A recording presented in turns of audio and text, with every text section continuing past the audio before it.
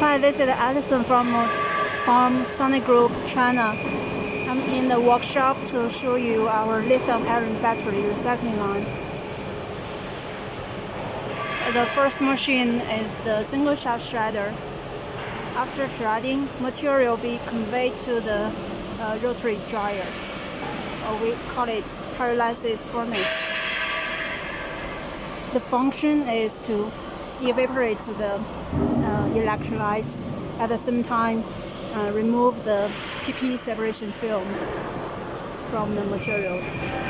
After the furnace, the material will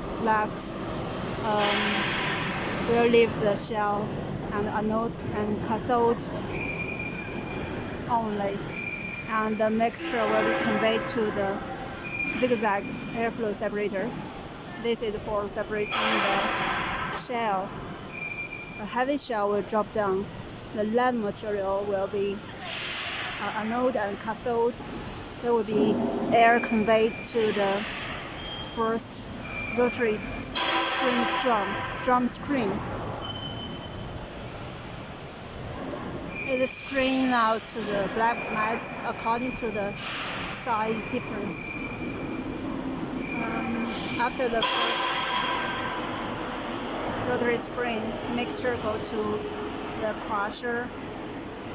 Metal be crushed into 3 millimeter.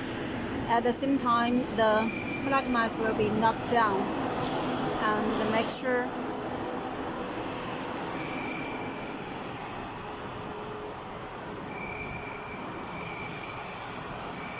will be conveyed to the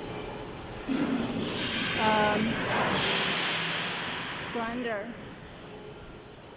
to furtherly release the black mass, and then copper and aluminum be separated by the airflow separator.